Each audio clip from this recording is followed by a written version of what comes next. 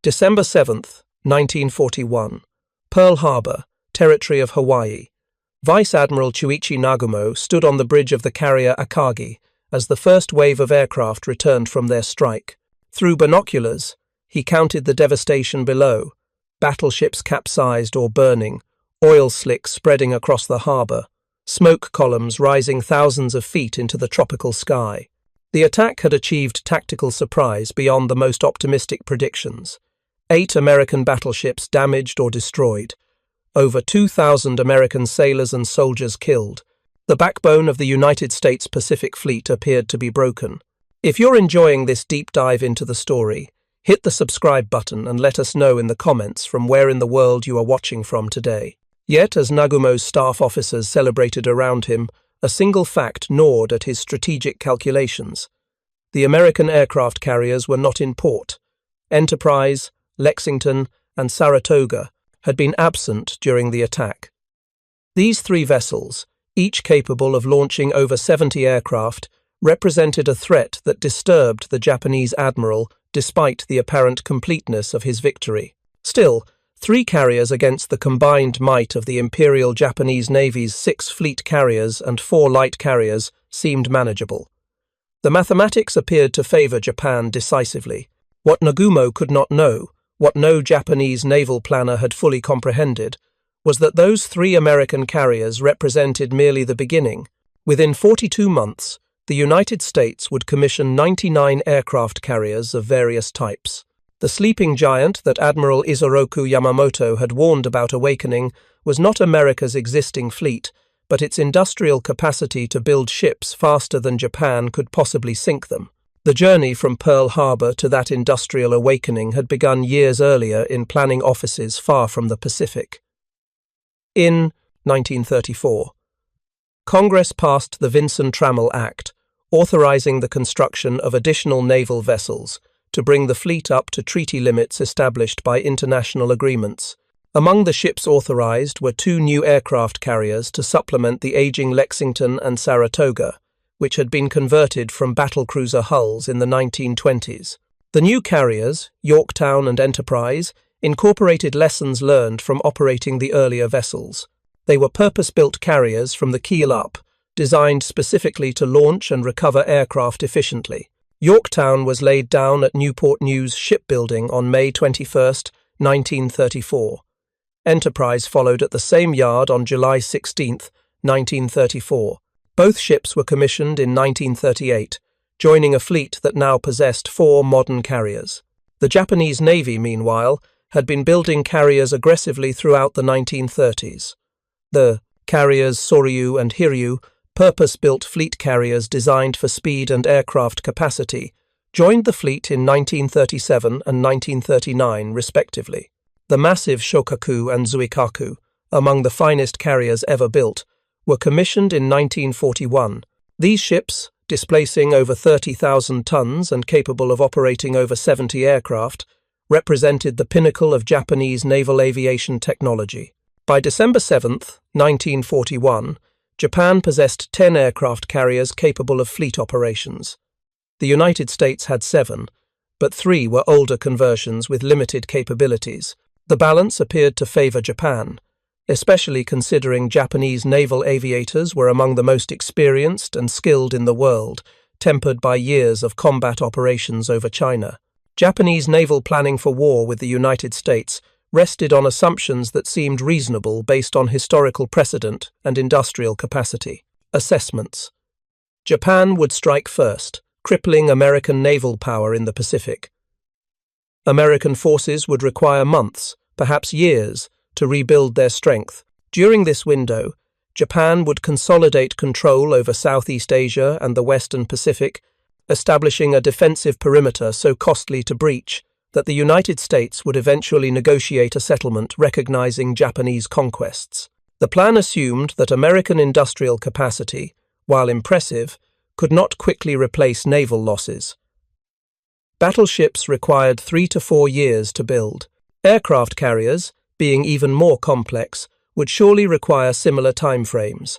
Japan believed it had purchased time through the Pearl Harbor attack, time to fortify positions and prepare for the eventual American counteroffensive.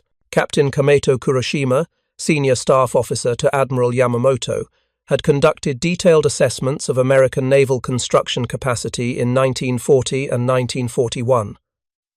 His reports, preserved in Japanese naval archives, revealed the assumptions that shaped Japanese strategy. American shipyards possess the capacity to build perhaps 4 to 6 aircraft carriers during a protracted war, Kurashima had written. Construction time for complex capital ships cannot be dramatically reduced without sacrificing quality and seaworthiness.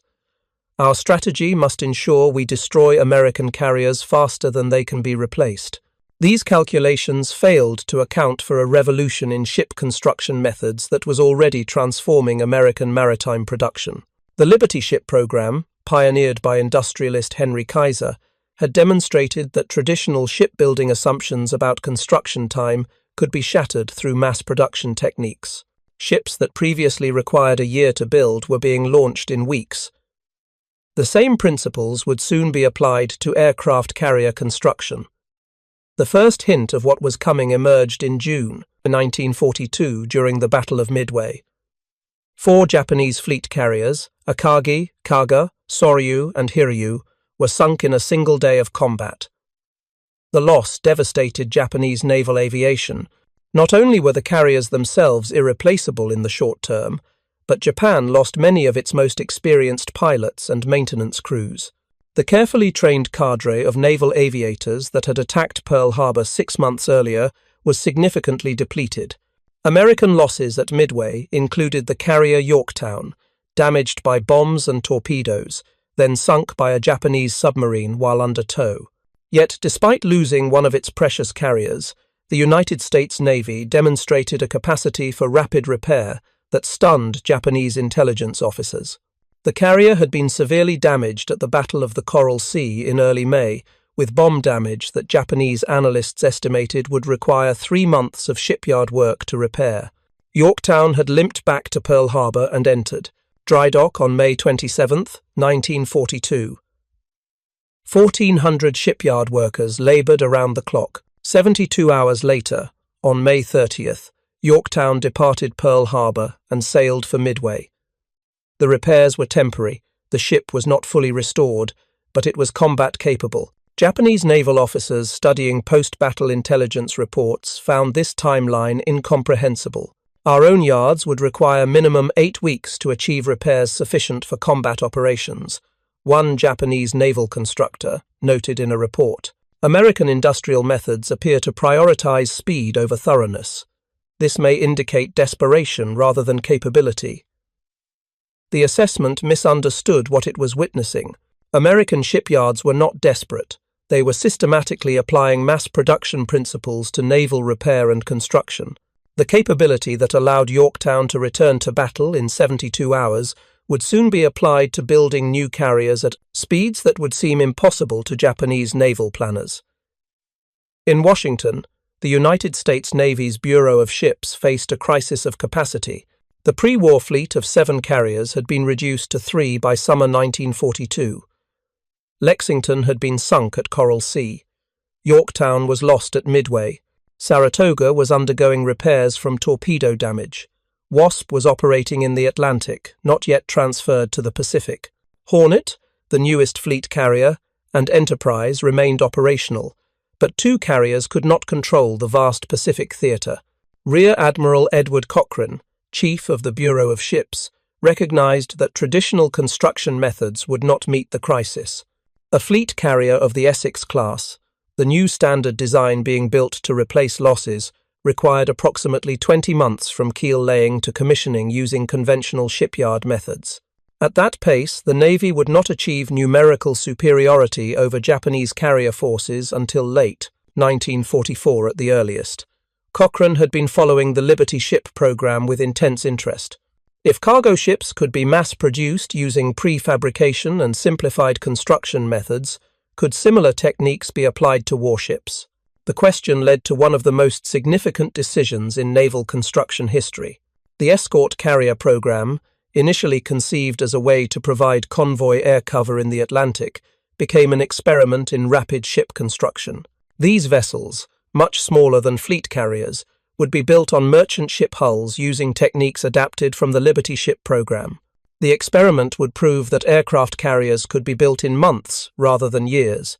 Maritime Commission Hull No. 244 had been laid down at Seattle-Tacoma Shipbuilding in January 1942 as a standard C-3 cargo ship. In April, with the hull only partially complete, the Navy requisitioned the vessel for conversion to an escort carrier. The ship that would become USS Altamaha underwent a transformation that compressed normal carrier construction time dramatically. Escort carriers were smaller and slower than fleet carriers, but they could launch and recover aircraft. Each escort carrier displaced approximately 10,000 tons and could operate 28 aircraft. The flight deck was 512 feet long, adequate for the fighters and torpedo bombers that would fly from these ships. Speed was limited to 19 knots, too slow to operate with the fast carrier task forces, but sufficient for convoy escort and amphibious support operations. The key innovation was standardization. Traditional warship construction treated each vessel as a unique project, requiring custom work throughout. The escort carrier program treated ships as products to be manufactured. Hull sections were prefabricated. Deck structures were built in modules. Propulsion plants were assembled and tested before installation. Flight deck equipment was standardized across all vessels. Altamaha was commissioned on September 25, 1942, approximately 8 months after construction began on the merchant hull. This was fast by traditional standards, but still not fast enough for wartime needs. The program's real potential emerged as construction methods were refined through experience. By late 1942, Kaiser's shipyards in Vancouver, Washington, were building escort carriers using the same parallel production methods that had revolutionized Liberty ship construction. Bow sections, stern sections, hull plates, deck structures, and island superstructures were all fabricated simultaneously in different areas of the yard. When complete, these sections were brought together and welded into finished ships. The results astonished even the optimistic projections of program managers. Kaiser's first escort carrier required approximately 6 months from keel laying to commissioning. The second required 5 months. By mid-1943, Kaiser's yards were commissioning escort carriers in under 4 months. Some vessels went from keel laying to sea trials in as little as 3 months.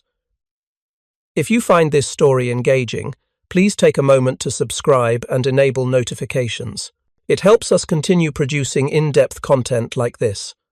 The mathematics of carrier production were shifting decisively. In 1942, American shipyards commissioned 9 escort carriers.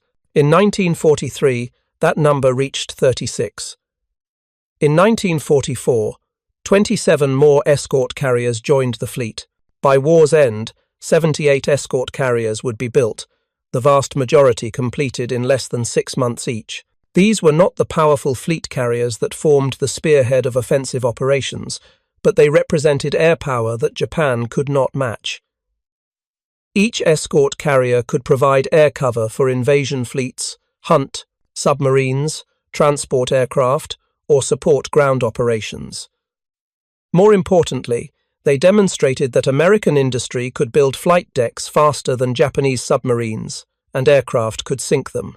The escort carrier program solved immediate needs in the Atlantic and Pacific, but the real transformation in American naval power came from the fleet carrier construction program. The Essex-class carriers, designed before the war and refined based on early combat experience, would become the backbone of American naval aviation for the next 3 decades. Essex-class carriers displaced 27,000 tons standard, 36,000 tons fully loaded. The flight deck measured 862 feet long and could operate 90 aircraft in combat configuration. 4 steam turbines produced 150,000 shaft horsepower, driving the ship at 33 knots. This combination of speed, aircraft capacity, and protection made the Essex class among the finest carriers ever built. The first vessel, USS Essex, was laid down at Newport News Shipbuilding on April 28, 1941. Under normal construction methods, the ship would have required 36 to 48 months to complete. Instead, Essex was commissioned on December 31st, 1942, just 20 months after the keel was laid. This was still longer than escort carrier construction, reflecting the greater complexity of fleet carriers, but it represented a significant compression of traditional timelines. More importantly, the construction methods pioneered on Essex were systematically applied to subsequent vessels. By 1943, multiple shipyards were building Essex-class carriers using techniques refined through continuous improvement. The second vessel, Yorktown, named to honor the carrier lost at Midway, was commissioned in April 1943. Intrepid followed in August. Additional vessels entered service at accelerating rates. The Japanese Navy watched these developments with growing alarm. Intelligence reports throughout 1943 documented the expanding American carrier force. Japanese naval planners had assumed that replacing the carriers lost at Midway and in subsequent battles would take years. Instead, American shipyards were launching new fleet carriers every few months. Admiral Osamu Nagano, chief of the Naval General Staff, received a devastating assessment from his intelligence section in October 1943. The report, declassified after the war, revealed the psychological impact of American industrial production on Japanese strategic planning. American carrier construction exceeds our most pessimistic projections, the report stated. Intelligence confirms 10 Essex-class fleet carriers either commissioned or fitting out, with 6 additional vessels under construction. Escort carrier production approximates 3 vessels monthly. At present construction rates, American carrier strength will exceed 40 vessels by June 1944. Our own construction program cannot approach replacement of losses, much less achieve numerical parity. The mathematics that Admiral Nagano's staff had calculated were irrefutable, but the psychological impact of those numbers proved even more devastating than the material reality. Japanese carrier construction had effectively ceased to be a factor in the strategic balance. Japan's newest fleet carrier, Taiho, would not be commissioned until March 1944. It would be Japan's last large carrier completed during the war. Japanese naval construction faced constraints that no amount of determination could overcome. Steel production in Japan totaled approximately 7 million tons annually in 1943. The United States produced 89 million tons that same year. This 13-to-1 advantage in basic industrial capacity cascaded through every aspect of naval construction. Shipyard capacity told the same story.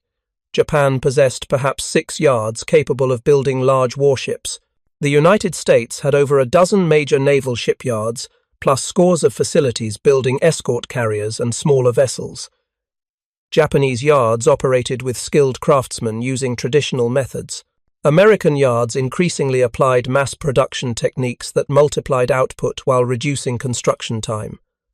The pilot training bottleneck proved even more critical than ship construction. Japanese naval aviation had entered the war with approximately 3,500 highly trained carrier pilots. These men had spent years mastering their craft. Many had combat experience over China. Their skill level was extraordinary, perhaps the highest of any naval air force in history, but the training pipeline that produced these elite aviators was narrow and slow. Japan graduated approximately 100 carrier-qualified pilots every 6 months from the Festjuks, its training programs. Losses in combat steadily eroded the pool of experienced aviators faster than the training system could replace them. By mid-1943, the average experience level of Japanese carrier pilots had declined significantly from the superbly trained veterans who had attacked Pearl Harbor. American pilot training, by contrast, scaled up dramatically as the war progressed. In 1941, the United States Navy trained fewer than 1,000 pilots. By 1943, training programs were graduating over 10,000 pilots annually. The training was shorter, less intensive than Japanese programs, but it produced competent aviators in sufficient numbers to fill the expanding carrier fleet. The Battle of the Philippine Sea in June 1944 demonstrated the combined effect of American industrial and training capacity. The battle, fought west of the Mariana Islands, pitted the remaining Japanese carrier force against the American Fifth Fleet's Fast Carrier Task Force. Vice Admiral Jisaburo Ozawa commanded 9 Japanese carriers, the fleet carriers Taiho, Shokaku, and Zuikaku, and 6 light carriers. These ships embarked approximately 430 aircraft. It was the largest carrier force Japan would ever again deploy. Ozawa knew he faced superior numbers but hoped that land-based aircraft from nearby islands would compensate for American numerical advantage. Vice Admiral Mark Mitcher commanded Task Force 58, the fast carrier striking force. His fleet included 7 Essex-class fleet carriers and 8 light carriers operating over 900 aircraft. The numerical superiority was overwhelming. More than 2-to-1 in carriers, better than 2-to-1 in aircraft. But numbers alone don't capture the transformation that had occurred. Every one of Mitcher's carriers had been commissioned after Pearl Harbor. Essex, Yorktown, Intrepid, Hornet, Wasp, Bunker Hill, and Lexington had all been built during the war, using the accelerated construction methods pioneered in 1942 and refined through 1943. The light carriers Belleau Wood, Bataan, Monterey, Cabot, Princeton, Langley, Cowpens, and San Jacinto were all conversions of light cruiser hulls, completed in 12 to 15 months. The battle began on June 19th, when Japanese scout planes located the American fleet. Ozawa launched his aircraft in 4 waves throughout the day. What followed became known to American pilots as the Great Marianas Turkey Shoot. Japanese aircraft were intercepted by waves of American fighters directed to their targets by radar. The newest American fighter, the F-6F Hellcat, proved superior to Japanese aircraft in combat. More importantly, American pilots were being guided by combat information centers aboard the carriers, using radar plots to vector fighters toward incoming raids with devastating efficiency. By day's end, Japanese naval aviation had suffered catastrophic losses. Approximately 300 Japanese aircraft had been shot down. 2 fleet carriers, Taiho and Shokaku, had been sunk by American submarines. The remaining Japanese carriers escaped, but with their air groups essentially destroyed. Commander Masatake Okumiya, serving on Admiral Ozawa's staff, described the psychological impact in his post-war memoir. "We had known American production was impressive," he wrote. But to see 15 carriers operating together, launching hundreds of aircraft, recovering them with mechanical precision, then launching again, was to witness industrial capacity transformed into military power on a scale we could not match. Each carrier represented months of American industrial output. We lost 2 carriers in one day. The Americans would commission replacements within months. We could not replace our losses at all. If you're enjoying this deep dive into the story, hit the subscribe button and let us know in the comments from where in the post-Con-67 world you are watching from today. The aftermath of the Philippine Sea battle revealed the full extent of Japan's predicament. American carrier strength continued growing through the second half of 1944.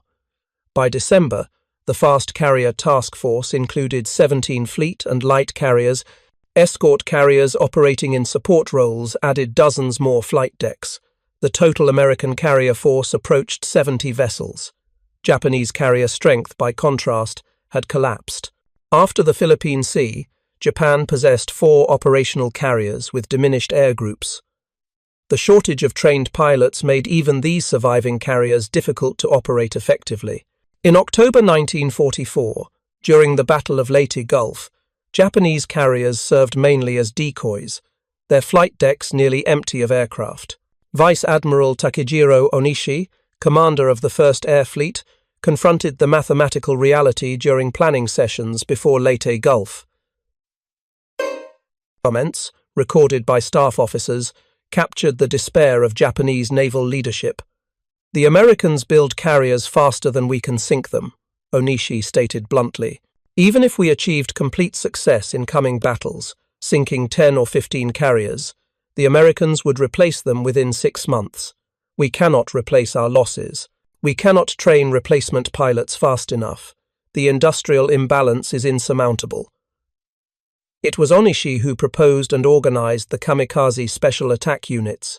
If conventional naval aviation could not overcome American material superiority, perhaps suicide attacks requiring minimal pilot training could inflict sufficient damage to make continued American advances prohibitively costly. The kamikaze campaign represented an implicit admission that Japan could not win through conventional means. The industrial statistics that Japanese planners studied in late 1944 were indeed overwhelming. American shipyards had commissioned 14 Essex-class fleet carriers by year's end, with 7 more under construction. 9 Independence-class light carriers had been completed, converted from cruiser hulls in approximately 14 months each. 78 escort carriers had been commissioned, most built in under 6 months. Compare this to Japanese production. 1 fleet carrier commissioned during the entire war, Taiho, which was sunk 3 months after entering service. 3 light carriers converted from other hulls, no escort carriers. The production ratio was approximately 99-4, a disparity so extreme that strategic planning became meaningless. The construction speed was equally devastating to Japanese morale. Essex-class carriers were being commissioned approximately 20 months after keel laying by 1944.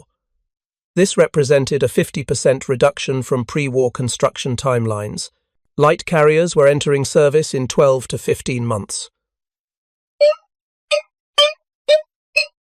Escort carriers were being built in 3 to 4 months at Kaiser's yards. Japanese intelligence officers, tracking American construction, compiled detailed reports documenting which yards were building what vessels. These reports, studied by historians after the war, reveal the meticulous attention Japanese planners paid to American industrial output. But knowing about American production didn't help. Japan lacked the industrial capacity to respond. Specific construction examples illustrated the speed that Japanese naval planners found incomprehensible. USS Intrepid, laid down at Newport News on December 1, 1941, was commissioned August 16, 1943. 20 months from keel to fleet, USS Essex herself, the class name ship, required just 20 months. USS Bunker Hill took 21 months. USS Hornet, the second carrier to bear that name, required 19 months. The light carriers built on cruiser hulls proved even faster. USS Independence, the first of the class, was laid down as a light cruiser in May 1941. In March 1942, while still under construction, the decision was made to complete the ship as a light carrier. Independence was commissioned in January 1943, approximately 20 months after construction began, but only 10 months after the conversion decision. Subsequent light carriers were built faster as yards refined their methods. USS Cabot required 16 months from keel to commission. USS Monterey required 15 months. USS Langley required 13 months. These were complex warships carrying 60 aircraft, sophisticated radar systems, extensive damage control equipment, and all the machinery necessary for sustained combat operations. Yet they were being commissioned faster than pre-war destroyers. The escort carriers represented the ultimate expression of mass production applied to warship construction. USS Casablanca, name ship of a class that would eventually include 50 vessels, and was laid down at Kaiser's Vancouver Yard on November 3, 1942. The ship was commissioned July 8, 1943, just 8 months later, but this was slow compared to what came later. By mid-1943, Kaiser's yards were producing escort carriers with assembly line efficiency. USS Nahenta Bay required 116 days from keel laying to commissioning. USS Hoggett Bay required 115 days. USS Kadashan Bay took 113 days, less than 4 months to build a functional aircraft carrier. Japanese naval constructors studying these timelines struggled to comprehend what they were seeing. Captain Toshio Abe, a naval architect assigned to evaluate American construction methods, wrote in a 1944 assessment, "American yards appear to be building carriers using techniques appropriate for merchant ships. Prefabrication, welding instead of riveting, simplified designs that sacrifice refinement for speed. Under normal circumstances, we would expect such methods to produce inferior vessels, but American quality control and standardization apparently maintain acceptable performance despite compressed construction timelines. What Abe didn't fully grasp was that acceptable performance, combined with overwhelming numbers, created effectiveness that exceeded any qualitative advantages Japanese ships might possess. An Essex-class carrier might not be as elegant as Shokaku had been, but 15 Essex-class carriers operating together generated combat power that no Japanese force could withstand. The industrial capacity that enabled this production existed at scales that Japan simply could not approach. The steel that went into a single Essex-class carrier represented approximately 36,000 tons. To build 14 Essex-class carriers required over 500,000 tons of steel. Add the light carriers, escort carriers, cruisers, destroyers, submarines, and auxiliaries being built simultaneously, and American naval construction consumed millions of tons of steel annually. Japan's total steel production couldn't support equivalent naval construction, even if every ton of steel were devoted to shipbuilding. But steel was also needed for aircraft, tanks, trucks, weapons, ammunition, and countless other military needs plus minimal civilian requirements. The Japanese economy was being stretched beyond its limits, trying to support military forces engaged across Asia and the Pacific. Aluminum production told a similar story. Aircraft carriers were massive consumers of aluminum. Flight decks, aircraft elevators, island superstructures, and the aircraft themselves all required aluminum. American aluminum production in 1944 exceeded 1 million tons. Japanese production was approximately 140,000 tons, a 7-to-1 disadvantage. The labor force disparity was equally decisive. Kaiser's shipyards alone employed approximately 200,000 workers at peak production. These workers, many of them women and minorities who had never worked in shipyards before, were building ships using systematized methods that reduced dependence on traditional craft skills. Japanese shipyards employed perhaps 50,000 workers, mostly skilled craftsmen using traditional methods. Training time for American shipyard workers averaged 2 to 4 weeks for specific tasks. Japanese craftsmen underwent apprenticeships lasting years. The American approach produced adequate workers quickly. The Japanese approach produced superior craftsmen slowly. In wartime, speed mattered more than perfection. The strategic implications became undeniable during the final year of the war. By early 1945, American fast carrier task forces routinely operated with 12 to 15 fleet and light carriers, plus supporting battleships, cruisers, and destroyers. These task forces raided Japanese home islands, destroyed remaining Japanese naval forces, and supported amphibious operations with near impunity. Japanese carriers had effectively ceased to exist as a combat force. The 4 surviving carriers had been reduced to training duties or auxiliary roles. No trained air groups remained to fly from them. The kamikaze campaign absorbed available pilots, using them in one-way attacks from land bases rather than attempting to rebuild carrier aviation. Vice Admiral Matome Ugaki, commander of the 5th Air Fleet, recorded his thoughts in a diary entry from February 1945. The Americans possess so many carriers that we have lost count. Our intelligence estimates suggest 70 or more vessels capable of operating aircraft. We cannot attack such a force with any hope of success. Individual kamikaze attacks may damage a few ships, but the Americans repair damage with the same industrial efficiency they use to build new vessels. We achieved tactical surprise at Pearl Harbor and destroyed 8 battleships. The Americans responded by building 99 carriers. We cannot win an industrial war against such an opponent. The final statistics of American carrier construction during World War II represent one of the most extraordinary industrial achievements in history. From December 1941 through August 1945, American shipyards commissioned 24 Essex-class fleet carriers. These powerful ships formed the backbone of American naval aviation through the war and for decades afterward. 14 were commissioned during the war itself, with the others completed in 1946 and 1947 as contracts already in progress were finished. 9 Independence-class light carriers converted from cruiser hulls.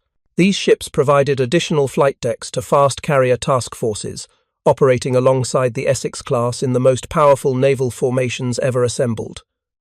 78 escort carriers of various classes.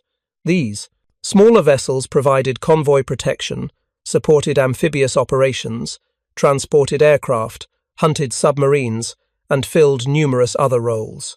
Most were built in under 6 months, using mass production methods pioneered in the Liberty ship program. The total of 99 aircraft carriers represented just one aspect of American naval construction during the war. Destroyers, submarines, cruisers, battleships, amphibious ships, and auxiliaries poured from shipyards at similarly impressive rates, but carriers, more than any other vessel type, symbolized the industrial transformation that occurred. Japanese carrier construction during the same period consisted of Taiho, commissioned March 1944 and sunk 3 months later. 3 light carriers converted from other hulls. That was all. The production ratio of 99 American carriers to 4 Japanese represented the industrial imbalance in its starkest form. The speed differential was equally significant. American construction times fell from 36 to 48 months for pre-war carriers, to 18 to 24 months for Essex-class ships built during the war, to 12 to 15 months for light carriers, to 3 to 4 months for escort carriers. Japanese construction times, constrained by traditional methods and material shortages, remained at pre-war levels or increased as resources became scarcer. The quality of American-built carriers proved the effectiveness of mass production methods applied to complex warships. Essex-class carriers served through World War II, the Korean War, and the Vietnam War. Several remained in service into the 1970s, 30 years after commissioning. This longevity demonstrated that rapid construction had not compromised fundamental integrity. The light carriers, despite being conversions completed quickly, proved robust and effective. USS Cabot, after American service, was transferred to Spain in 1967 and served until 1989, 46 years after commissioning. The escort carriers, while built with merchant ship standards, proved adequate for their intended roles. Many served for decades after the war in various capacities. The post-war careers of American carriers extended American naval dominance for generations. The supercarriers, built in the 1950s and later, massive vessels displacing over 60,000 tons and operating jet aircraft, were evolutionary descendants of the Essex class. The organizational structures, operational procedures, and tactical doctrines developed during World War II remained foundational to American naval aviation. Japan, by contrast, did not operate aircraft carriers again until the 21st century, when helicopter-carrying destroyers were commissioned. The maritime self-defense force that emerged after the war focused on anti-submarine operations and defensive missions. The imperial ambitions that had driven carrier construction in the 1930s were extinguished utterly by the industrial power that had produced 99 carriers in 45 months. Thank you for watching. For more detailed historical breakdowns, check out the other videos on your screen now, and don't forget to subscribe. The lessons of American carrier production during World War II extended far beyond naval warfare. The achievement demonstrated that industrial capacity, properly organized, could overcome initial military disadvantages through sheer productive output. Democratic societies with free market economies proved capable of mobilizing resources as effectively as authoritarian regimes, perhaps more so. The specific techniques pioneered in carrier construction, prefabrication, modular assembly, systematic worker training, and continuous process improvement became standard practices in industries far removed from shipbuilding. The management methods developed to coordinate construction across multiple yards influenced post-war business education and organizational theory. The social transformation that accompanied expanded shipyard employment had lasting effects.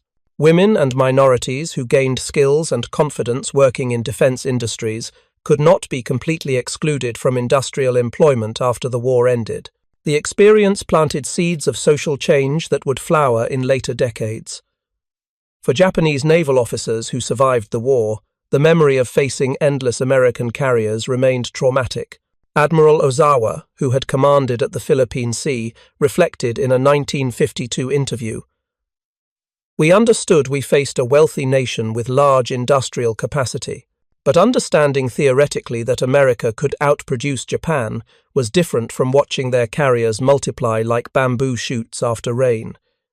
Each month brought new intelligence of additional carriers commissioning. Our own construction had stopped. We were fighting an opponent whose industrial capacity was effectively unlimited compared to our own. The outcome was inevitable once American production fully mobilized." The psychological impact on Japanese strategic thinking was profound and permanent. Post-war Japan embraced pacifism partly from moral conviction, but also from recognition that industrial wars between nations of vastly different productive capacity cannot be won by the weaker party, regardless of military skill or fighting spirit. The carrier production race, if it could be called a race when one side built 99 ships and the other built 4, demonstrated truths about modern warfare that remain relevant. Industrial capacity matters more than initial military strength in extended conflicts. Production systems matter more than individual craftsmanship when building at scale. Training systems that produce adequate personnel quickly outperform elite training that produces superior personnel slowly. Quantity, when coupled with acceptable quality, defeats perfection in insufficient numbers. The arithmetic was simple and devastating. American shipyards in 1944 were commissioning approximately 3 carriers monthly, a mixture of fleet, light, and escort types. Japanese submarines and aircraft during the same period were sinking perhaps 1 American carrier every several months. The mathematics of attrition favored the side that could build 3 carriers for every 1 sunk. American losses during the war validated this calculation. USS Liscum Bay, an escort carrier, was sunk by a Japanese submarine in November 1943. USS Princeton, a light carrier, was sunk during the Battle of Leyte Gulf in October 1944. Several escort carriers were sunk by kamikaze attacks in 1945. USS Franklin, an Essex-class carrier, was so heavily damaged by Japanese bombs in March 1945 that she nearly sank, though she survived, and was eventually repaired. Total American carrier losses during the war: 5 fleet or light carriers, 6 escort carriers. These 11 losses, while tragic for the crews who died, represented just 11% of the 99 carriers commissioned. More importantly, losses were replaced quickly. When Lexington was sunk at Coral Sea in May 1942, a new Essex-class carrier under construction was renamed Lexington in honor of the lost ship.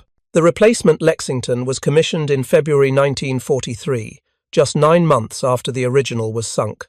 When Yorktown was lost at Midway in June 1942, another Essex-class carrier under construction received the name Yorktown. This replacement, commissioned in April 1943, 10 months after the original was sunk. When Hornet was sunk at Santa Cruz in October 1942, a third carrier took the name and commissioned in November 1943. This practice of immediately reassigning names from lost carriers to new construction had propaganda value, demonstrating American determination. But it also reflected the reality that replacement carriers were already under construction when earlier ships were sunk. The industrial pipeline was so full that losses barely disrupted the buildup of fleet strength. Japanese losses, by contrast, were irreplaceable. When Akagi, Kaga, Soryu, and Hiryu were sunk at Midway, they were gone permanently. Japan could not build replacements. When Shokaku and Zuikaku were eventually sunk in 1944, Japanese fleet carrier strength was effectively eliminated. No new fleet carriers would replace them. The carrier battles of 1944 and 1945, the Philippine Sea, Leyte Gulf, the final kamikaze campaigns, represented Japan fighting with diminishing forces against an opponent whose strength increased monthly. It was industrial attrition in its purest form. mathematical inevitability playing out across the Pacific. The final irony was that Japanese leaders had predicted their own defeat if they could not achieve victory quickly. Admiral Yamamoto, who planned the Pearl Harbor attack, had warned before the war, "I can run wild for 6 months or a year, but after that I have no confidence." His prediction proved accurate. The 6 months from Pearl Harbor to Midway represented Japan's period of maximum relative strength. Afterward, American industrial capacity began overwhelming Japanese forces through sheer productive output. The carrier construction race exemplified this dynamic. For 6 months after Pearl Harbor, Japanese carriers dominated the Pacific. At Midway, 7 months after Pearl Harbor, the balance was roughly equal. After Midway, American construction began shifting the balance decisively. By mid-1943, American numerical superiority was clear. By 1944, it was overwhelming. By 1945, it was absolute. The Japanese admirals, who couldn't believe American carriers were being built faster and they could sink them, were confronting an industrial reality that military skill and fighting spirit could not overcome. The sleeping giant that Admiral Yamamoto had feared awakening was not America's existing military strength, but its industrial capacity to build weapons faster than Japan could destroy them.